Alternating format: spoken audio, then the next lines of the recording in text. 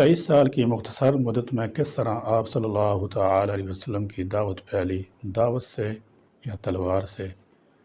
Number 2، عقلی معجزہ آپ صلی اللہ تعالی علیہ وسلم کا کون سا ہے جو ہر صاحب عقل کو مجبور کر دے کہ نبوت رسالت کی صداقت پر ایمان لائے؟ نمبر 3، رسول امی کی سب سے بڑی دلیل کیا ہے؟ نمبر 4، رسول صلی اللہ تعالی علیہ وسلم کی سیرت زندگی کی کن گوشوں پر محیط ہے؟ نمبر 5، کس کی اتباع اور پیروی کے بغیر دین اسلام پر عمل ممکن نہیں ہے؟ اس جیسے سوالوں کے جواب اس ویڈیو میں سماعت فرمائیں۔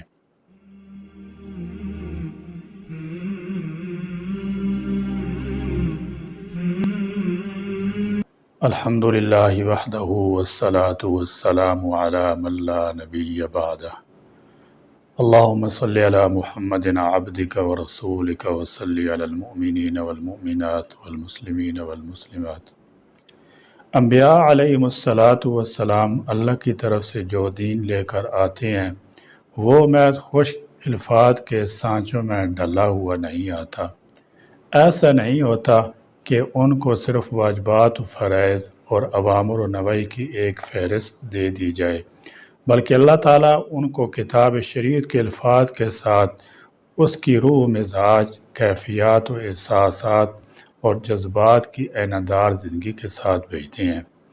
یہ زندگی خود ان انبیاء علیہم السلام کی ہوتی ہے جو اس دین و شریعت کی اتنی صاف اور مفصل تشریح کرتی ہے کہ ان کا ہر پہلو اس کے آئینے میں مجلی ہو جاتا ہے۔ سیدنا حضرت محمد الرسول اللہ صلی اللہ تعالی علیہ وسلم زندگی نبوی مزاج کا آئینہ اور ان جذبات و کیفیات کا مجموع ہے جو براہ راست نبوت کا خاص مقصود ہیں۔ اللہ تبارک و تعالی نے جس طرح آخری دین کے اوامر و نواہی کو بحفاظت ہم تک پہنچایا ہے، اسی طرح اس نے ان کیفیات کو بھی ہم تک بحفاظت پہنچایا ہے۔ رسول کریم صلی اللہ تعالی علیہ وسلم زندگی پر ان کیفیات کا رنگ اس طرح چھایا ہوا تھا کہ اگر سیرت نگار نے یا سیرت کا مطالعہ کرنے والے نے اس رنگ کو چھوڑ دیا تو سیرت کے صحیح خد و خال، اس کی سپرٹ اور روح سامنے نہیں آ سکتی، اور نہ ہی مطالعہ سیرت کا اصل مقصود پورا ہو سکتا ہے۔ آپ کہہ سکتے ہیں کہ ان کیفیات کے جلی عناوین خدا طلبی، تعلق مع اللہ، اللہ سے محبت، اس کا خوف، اس پر توکل اور یقین، خدا مستی، بے خودی، عبودیت و تذلت، آخرت کا استحضار و یقین، زہد و استغنا، مخلوق خدا پر شفقت و رحمت، دل سوزی، درد مندی اور دین پر عزیمت و استقامت۔ سیرت مصطفیٰ صلی اللہ تعالی علیہ وسلم کے سبق نمبر 1 میں 2 خصوصیت میں نے بیان کی ہیں۔ تیسری خصوصیت یہ ہے کہ اللہ کے رسول کی سیرت ایک ایسے انسان کی سیرت ہے جسے اللہ تبارک و تعالی نے اپنا رسول بنایا تھا، لیکن یہ سیرت انسانی حدود و اختیار سے باہر نہیں ہے۔ مفید نصیحتوں، میٹھی میٹھی باتوں اور اچھی اچھی تعلیمات کی دنیا میں کمی نہیں۔ کمی جس چیز کی ہے وہ کام اور عمل کی ہے۔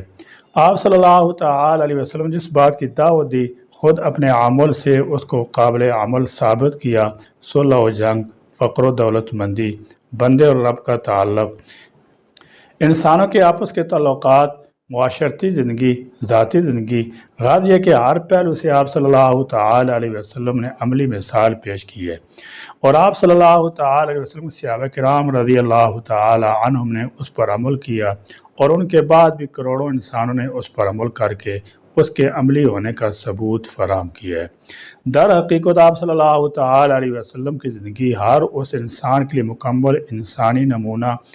اور اسوہ ہے جو خود شرافت کی زندگی بسر کرنا چاہتا ہے اور اپنے خاندان اور ماحول میں پاکیزہ رہنا چاہتا ہے۔ چوتھی خصوصیت یہ صرف محمد رسول اللہ صلی اللہ تعالی علیہ وسلم سیرت ہے جو ہمیں وہ دلیلیں فراہم کرتی ہے جو آپ صلی اللہ تعالی علیہ وسلم کی رسالت اور نبوت کی سچائی میں کوئی شبہ باقی نہیں رہنے دیتی۔ یہ ایک انسان کامل کی سیرت ہے جو اپنی دعوت کو لے کر مرحلہ وار آگے بڑھا، معجزوں کے بل پر نہیں بلکہ فطری طریقے سے سارے مراحل طے کیے۔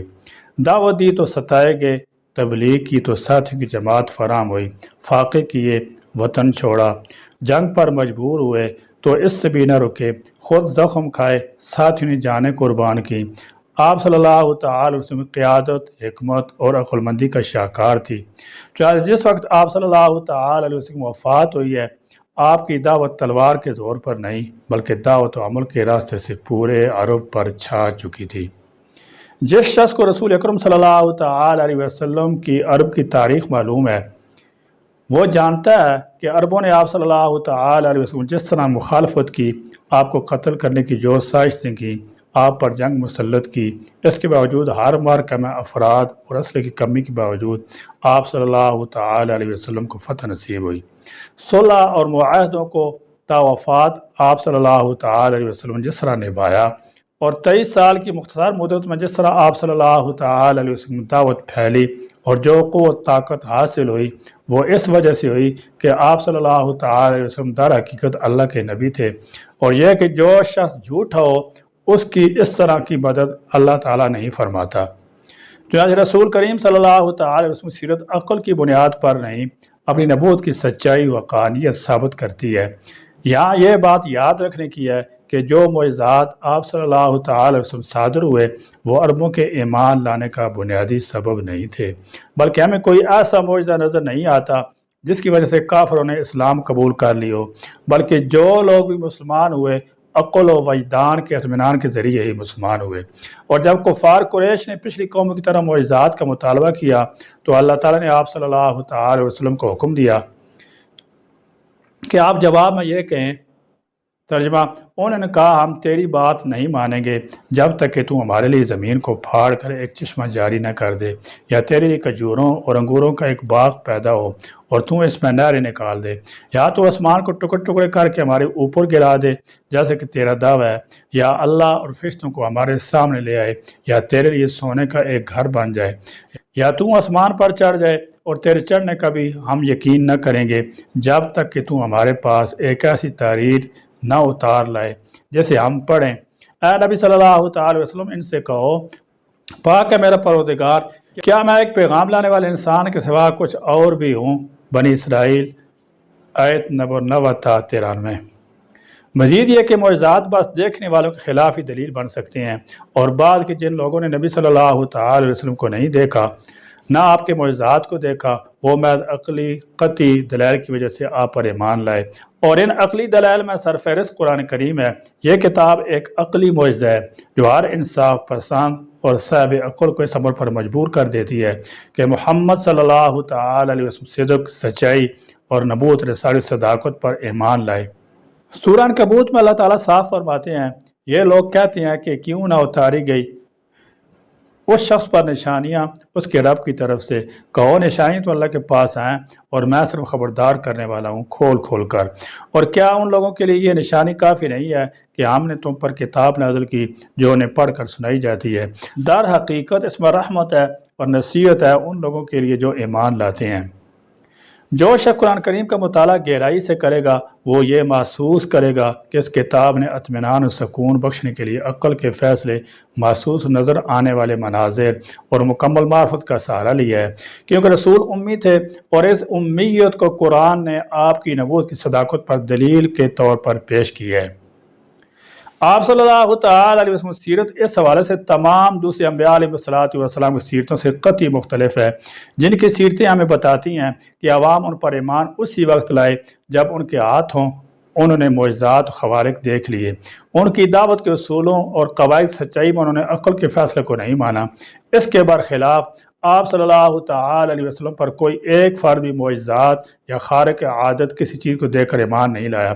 اس طرح قرآن بالکل واضح اعلان کرتا ہے کہ محمد صلی اللہ تعالی علیہ وسلم انسان ہے، رسول ہیں، اور یہ کہ رسالت کے دعوے میں معجزات خوارق پر اعتماد نہیں کیا جا سکتا، وہ تو عقلوں اور دلوں کو مخاطب کرتا ہے۔ سورہ انعام میں فرمایا گیا، پس جسے اللہ تعالیٰ ہدایت بخشنے کا ارادہ کرتا ہے اس کا سینہ اسلام کے لیے کھول دیتا ہے۔ پانچویں خصوصیت، رسول اللہ صلی اللہ تعالی علیہ وسلم سیرت انسانی زندگی کے تمام گوشوں اور شعبوں کے لیے تعلیمات دیتی ہے۔ یہ ہمارے سامنے اس نوجوان کی زندگی پیش کرتی ہے جو رسالت سے پہلے سچے اور امانتدار کی حیثیت سے پہچانا جاتا تھا۔ اس رسول کی زندگی ہمارے سامنے رکھتی ہے جو ایک اللہ کی دعوت دیتا تھا اور اپنی دعوت کو پھیلانے کے لیے بہترین طریقے اختیار کرتا تھا، اپنے پیغام کو پہنچانے میں انتہا درجے کی طاقت اور صلاحیت اور محنت صرف کرتا تھا۔ اسی طرح ہمارے سامنے ایک ایسے سربراہ مملکت کی تصویر آتی ہے جو اپنی مملکت کے لیے بہترین اور صحیح ترین انتظام کرتا تھا اور اپنی سمجھداری اور ہوش مندی، اخلاص، صداقت کے ذریعے اس کی حفاظت کرتا تھا، جس سے اس کی کامیابی یقینی ہو جاتی تھی۔ اسی طرح ہمارے سامنے ایک ایسے نبی کی زندگی ہے جو شوہر تھا، باپ تھا، شفقت محبت کا پیکر تھا، شوہر بیوی بچوں کے تمام حقوق ذمہ داریوں کو ادا کرنے والا تھا، ایسا رسول جو مرشد مربی تھا، اپنے ساتھیوں کی ایسی مثالی تربیت کرتا تھا کہ اپنا دل ان کے دلوں میں اتار دیتا تھا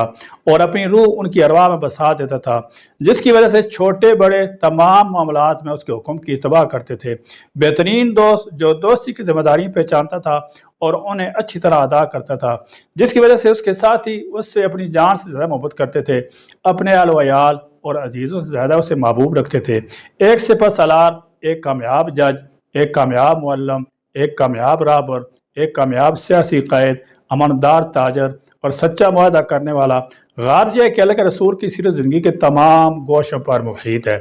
اور ہر دائی، ہر رہبر، ہر باپ، ہر شوہر، ہر دوست، ہر مربی، سیاستدان، سربراہ مملکت وغیرہ کے لیے بہترین نمونہ ہے۔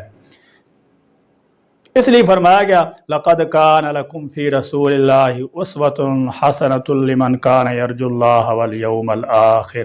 وَذَكَرَ اللَّهَ كَثِيرًا۔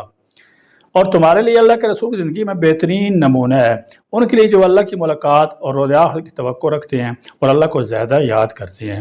سیرت نبی صلی اللہ تعالی علیہ وسلم دو بڑے حصے ہیں، ایک کا تعلق آپ کی ذات گرامی سے ہے اور دوسرے کا تعلق اس دین، اس نظام اور اس پیغام سے ہے جو اللہ تعالیٰ نے آپ پر نازل کیا تھا اور جس پر خود عمل کر کے آپ صلی اللہ تعالی علیہ وسلم دکھایا۔ آپ صلی اللہ تعالی علیہ وسلم ذات گرامی سے جس حصہ کا تعلق ہے اس کی دو نوعیتیں ہیں، ایک یہ کہ آپ صلی اللہ تعالی وسلم کہاں پیدا ہوئے، کب پیدا ہوئے، کس خاندان سے اور نبوت سے پہلے آپ کی سوانح حیات کیا کیا ہیں، نیز یہ کہ ظہور قدسی کے وقت جزیرۃ العرب کے بالخصوص اور پوری دنیا کے بالعموم حالات کیا تھے۔ دوسری نوعیت یہ ہے کہ اللہ رب العزت نے اپنے آخری رسول صلی اللہ تعالی وسلم کو بحیثیت رسول کیا مقام عطا فرمایا تھا۔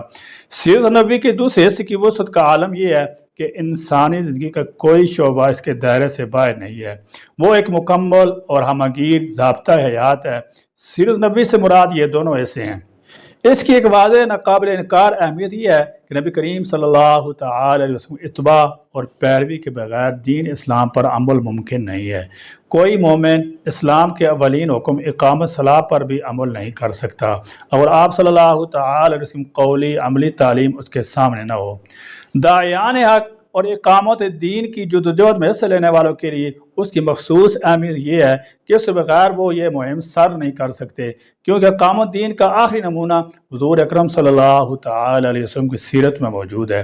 اگر اس کو نگاہوں سے اوجھل کر دیا جائے تو اقامت دین کی جدوجہد کسی اور سے مت مڑ جائے گی اور مڑنے والوں کو اس کا شعور بھی نہ ہوگا۔ یہی وجہ ہے کہ قرآن حکیم نے آپ کی سیرت کو قیامت تک کے لیے واجب العمل اور اسوہ حسنہ کی حیثیت دے دی ہے۔ ہم اس درجہ مکمل یا اس سے ملتی جلتی جامعیت کہیں نہیں پاتے۔ تاریخ ہمارے سامنے جن افراد کو کامیاب بنا کر پیش کرتی ہے وہ زندگی کسی ایک ہی میدان میں نمایاں ہوئے ہیں اور اس میں شہرت پائی ہے۔ وہ تنہا انسان جو تمام طبقوں، گروہوں اور ہر فرد کے لیے نمونہ بن سکتا ہے بس حضرت محمد مصطفیٰ صلی اللہ تعالی علیہ وسلم کی ہی شخصیت ہے۔